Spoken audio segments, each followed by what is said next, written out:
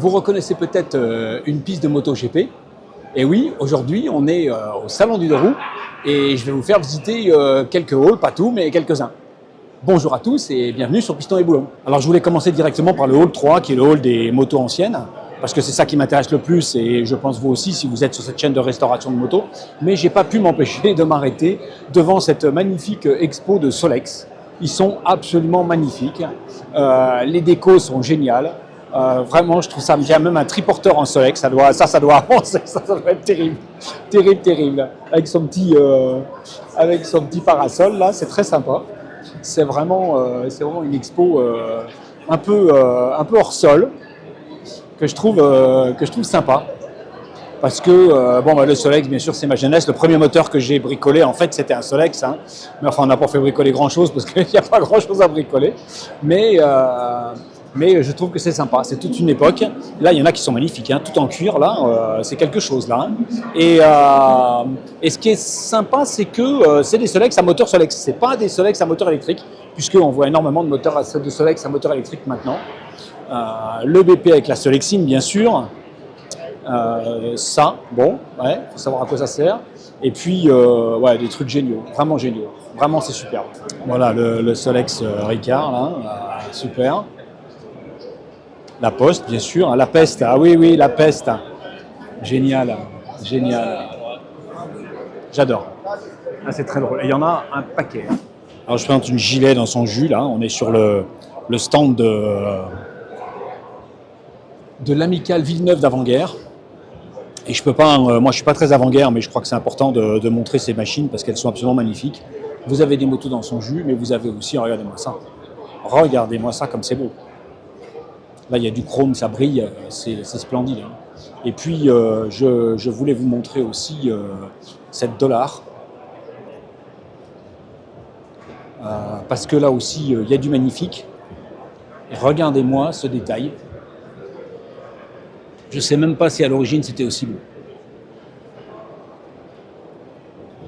Voilà, ce sidecar de marque FN, pour moi, c'est inconnu, mais c'est splendide. L'avant de ce sidecar là, très aérodynamique. Bon, il n'y avait pas beaucoup de performance, donc il fallait aussi améliorer, même si une 500 hein, quand même. Hein.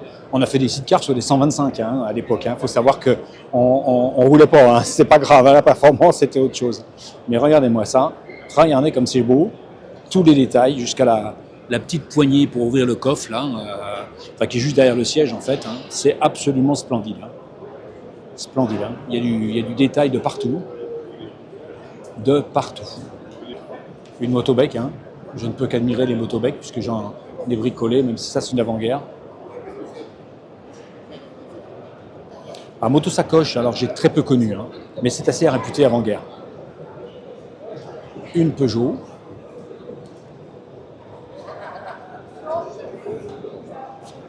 Alors on est d'accord que Peugeot 350 de 1937 c'est quand même assez rare.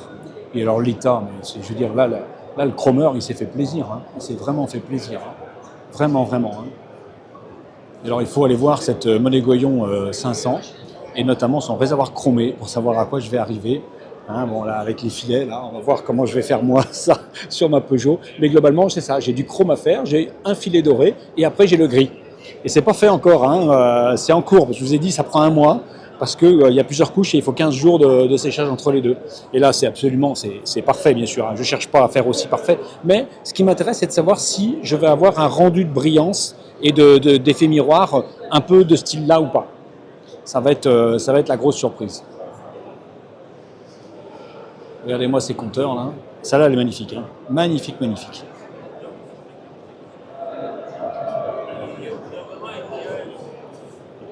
Bon, une expo de Dollar, qui est une marque que je suis très peu, hein, donc je ne suis pas vraiment un spécialiste, donc je ne vais pas m'apesantir. Et puis on a ici des machines toutes dans leur jus. Et je sais que vous aimez ça, puisque certains m'ont conseillé de garder la Peugeot dans son jus, parce qu'elle était complète, parce que c'était pas idiot. Je ne l'ai pas fait, parce que c'est pas la commande que j'avais non plus, hein, puisque c'est pas une moto que je vais garder. Mais il faut avouer que ça a du style. Bon, elles sont en meilleur état que la Peugeot qui était complètement rouillée. Mais il faut avouer que ça a quand même un certain style. Voilà, ça aurait donné à peu près ça. Il y en a qui aiment. Alors on va faire un bond et on va partir dans les années 70, les années que je préfère, hein, parce que c'est les miennes, hein, c'est tout. Hein.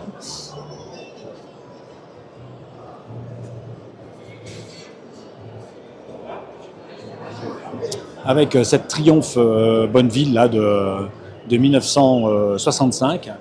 C'est précisé peinture d'origine, et c'est vrai qu'elle a quelques pètes, mais c'est pas une Bonneville, c'est une Tiger 650. Mais pour une peinture d'origine, elle est magnifique. Hein. Une Bonneville 750 de 79, donc c'est presque trop récent pour moi. Voilà, c'est celle-là que j'aime. Ça, c'est la Bonneville que j'aimerais avoir. 69, en bicylindre, comme la Honda. Ça, c'est... Ça, il n'y a pas mieux. Pour moi, c'est un Graal que j'aurais probablement pas, parce que c'est une fortune. Une fortune.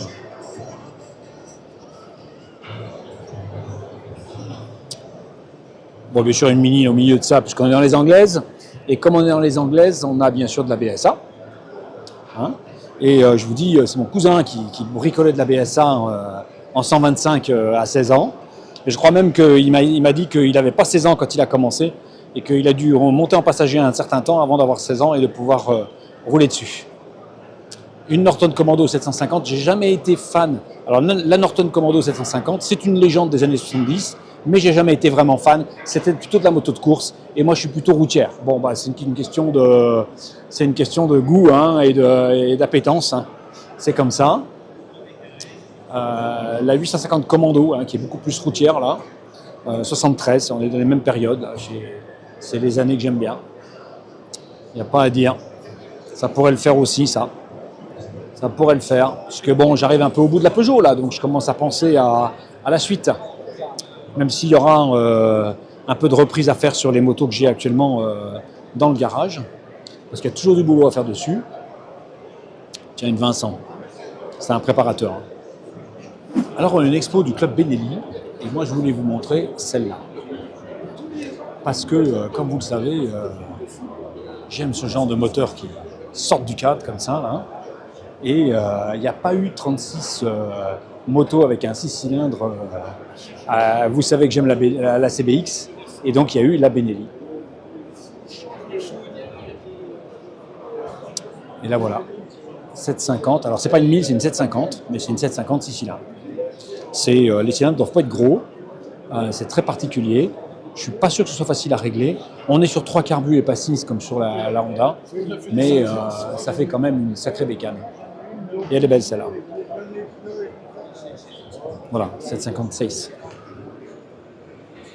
Quand on parle des 6 cylindres, on a ici une CBX 1000 Martin Performance, hein, c'était un préparateur, un fabricant de cadres en fait, hein, qui équipait des motos.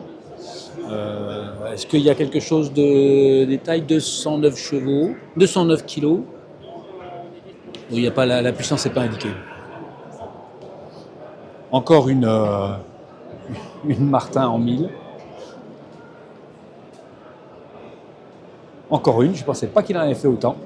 Et puis l'original, voilà, celle qui me fait rêver, mais qui est beaucoup, beaucoup trop chère, même à restaurer. On ne trouve pas à restaurer. En fait, c'est des motos qui ont été bien entretenues, et donc on ne les trouve pas à restaurer. Mais je dois avouer que ça, c'est un truc qui me plaît beaucoup. En tout cas, j'espère revenir avec la BM chez mon cousin et rouler avec, puisqu'il en a une, vous l'avez vu dans la vidéo. Alors si je fais un tour chez Vauxhall, c'est parce que c'est français. Ça a malheureusement disparu, mais tous ceux qui en ont en sont extrêmement contents. C'est du gros moteur, c'est du moteur en V. Alors moi, je préfère les V dans l'autre sens, hein, je vous le dis tout de suite, question d'esthétique essentiellement. Mais voilà, Vauxhall, ça n'existe plus que par le club. C'est sûrement dommage, mais c'est comme ça. En tout cas, tous ceux que j'ai rencontrés qui en avaient une regrettent de l'avoir vendue, tellement c'était des motos d'exception. Alors je ne savais pas, mais il y a un club Honda CX qui font surtout de l'aventure et du voyage. Et alors cette moto CX500, moi elle me faisait rêver parce que c'était la routière accessible à mon époque, c'est tout.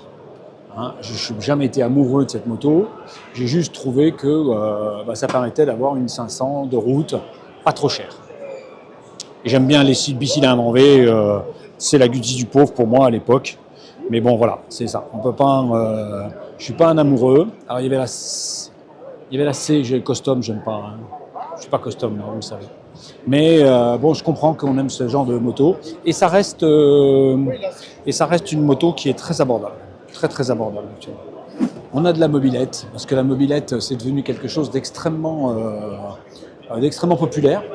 Donc du 103, de toutes les versions de mobilette qu'il y a pu y avoir, de chez Peugeot ou d'ailleurs. Bien sûr, l'expo Monkey qu'on a vu l'année dernière, donc je ne vais pas vous la remontrer. Et là, dans le domaine du 50, on a énormément de bécanes exposées. Oui, parce que c'est à la mode. De la 50 de course, ce qu'on appelait la 50 à vitesse à mon époque, hein, parce que voilà, c'était pas tellement plus performant qu'une 50, qu'une mobilette, mais bon, voilà, c'était la mode et ça roulait bien, hein, ça roulait bien. Alors là, on est chez Suzuki avec les 250 et la fameuse 380 GT que je vous ai déjà montré parce que Laurent en a une. On la reverra probablement sur une vidéo que je ferai pour la prochaine bourse de Tarbes, puisque je vais sortir la Peugeot pour cette bourse. Et donc, on va essayer de s'y retrouver. Là, on a la 550 GT. Ça fait quand même des sacrés moteurs. Hein. Sacré moulin. Hein. Et puis, la 750 avec son moteur refroidi par eau. C'était ça sa caractéristique principale. Voilà la 125 avec laquelle j'ai fait mes débuts. La mienne était bleue. Mais ma femme s'en souviendra, elle se souvient tellement que j'ai eu des petits problèmes de réglage de carbu qu'elle considère que c'est pas fiable. Voilà, parce que j'ai eu des soucis. Je pense que c'est surtout que j'étais apprenti mécano. Je faisais ce que je pouvais. Voilà, et j'avais pas les moyens d'acheter une K5 Honda et donc j'ai acheté ça. Et on a roulé ensemble. Hein, on a fait des virées de 600-700 bornes ensemble avec ça, à deux là-dessus plus les bagages. C'était n'importe quoi, mais on était jeunes. Et je trouvais que ça chauffait un peu dans le Morvan, là, mais en fait, ça monte dans le Morvan. Donc c'est un peu normal. La particularité, c'est que ça montait à 10 000 tours, hein, et on les égueulait, les moteurs, hein, parce qu'il fallait ça pour avoir de la pêche. Alors, j'ai trouvé un petit stand, une motocollection association. J'ai une très belle BM. J'ai une Guzzi. Et j'ai une Peugeot. Alors moi qui veux voir si j'ai pas fait de faute de goût avec la mienne. Alors d'abord celle-là est un peu plus ancienne parce qu'elle a ça va être une P55 je pense, hein, ou 54. Il y a le garde-boue qui s'ouvre pour enlever la roue, ce qui n'est pas du tout mon cas. Par contre les amortisseurs sont les mêmes, hein, c'est des amortisseurs à moyeu suspendu. La couleur est absolument pas respectée, c'est pas du tout une couleur d'époque, pas du tout. Par contre, ce qui est intéressant quand même, parce que les choses qui sont communes, c'est il a osé les cale-pieds et le sélecteur et le kick en gris. Moi, j'avoue que là où j'ai mis les pieds, j'ai plutôt pris noir. J'ai peut-être fait une faute de goût. Et par contre, il a mis du gris sombre ici, alors que normalement c'est gris clair. Les boutons, il y en a un qui manque, mais c'est bien du gris clair et c'est le bouton d'origine. Les roues, les moyeux sont absolument magnifiques. Il n'y a pas de pétard. Le filtre à air n'est pas d'origine non plus. C'est la version à double échappement, mais ça c'est la version que je n'ai pas. Et le moteur est bien peint, il est un peu différent du mien. Avec par contre il a peint les petits numéros sur le doigt qui indiquent les vitesses, ici là. Voilà, ça il l'a peint en noir, j'ai vu certains le peindre en rouge, je pense que c'était pas peint, mais j'ai pas de certitude. Et puis les ressorts n'étaient pas chromés. Par contre, il a des selles qui sont splendides et un Tandside qui est magnifique, avec des crochets qui sont un petit peu mieux faits que les miens. Ah oui, il n'a pas tout à fait serré ça comme moi, et je vais peut-être prendre modèle là-dessus en le serrant comme ça. Moi je l'ai serré derrière et pas ici.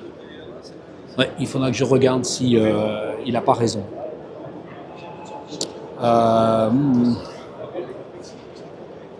J'ai trouvé un rétro qui était un petit peu plus conforme à l'origine que le sien, mais avec bien l'embout qui va bien. Il a l'inverseur comme moi ici, avec le klaxon. Hein. Donc ça, on est d'accord là-dessus. Il a un compteur rond, mais ça, il y a plein de modèles de compteurs. Et il a le klaxon devant, alors que moi, je l'ai dessous. Et vous voyez que Bah, il a une magnifique pompe. Voilà, ça n'a pas d'origine du tout, du tout.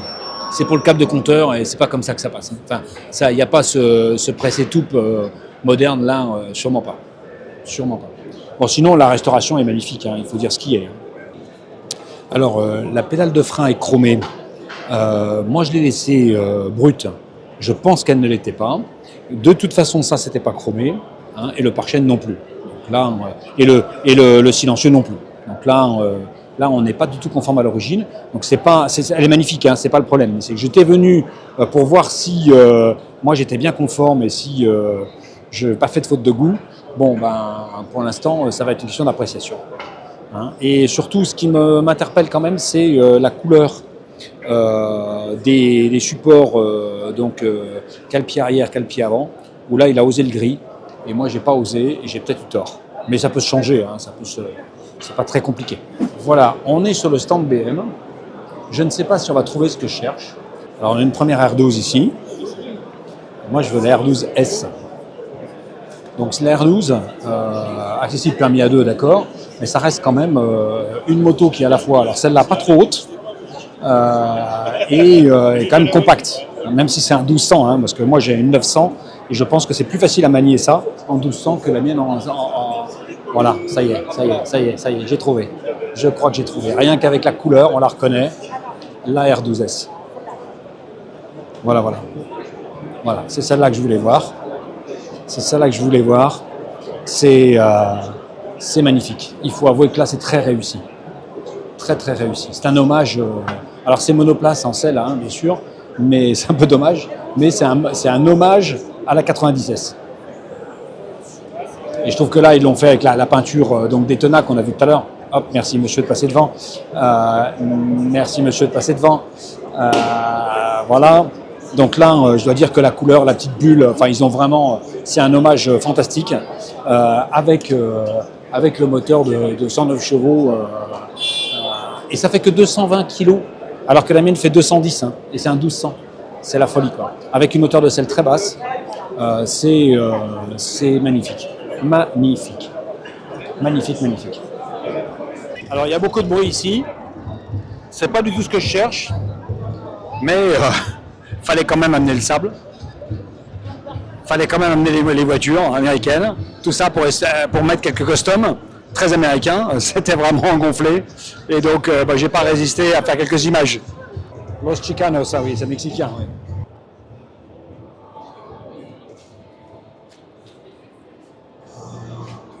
C'est pas mon style, mais on peut admirer le travail. Alors ça vous semblait bizarre de regarder de près des sacoches et des motos équipées de sacoches, mais la réalité, c'est que on est dans la sellerie Brillant, qui font des selles sur mesure, etc. Et c'est la marque française qui a fabriqué les sacoches de la BMW R86 de 75 avec des sacoches d'époque que j'ai toujours. Et donc, je pense qu'on peut y aller. C'est du sérieux, c'est du durable, quoi. Parce que mes sacoches, elles ont 50 ans. Alors c'est à côté de cette vieille Harley que je vais finir cette vidéo. Pourquoi cette vieille Harley ? Parce que j'ai aussi une idée à la tête, j'ai un fils qui habite aux États-Unis et peut-être qu'un jour, un long séjour pourrait me permettre de retaper une vieille Harley. Ça me tenterait quand même bien à condition de le faire là-bas parce que c'est quand même le charme. Je vous remercie d'avoir suivi cet épisode de Piston et Boulon et je vous dis à bientôt pour une nouvelle vidéo.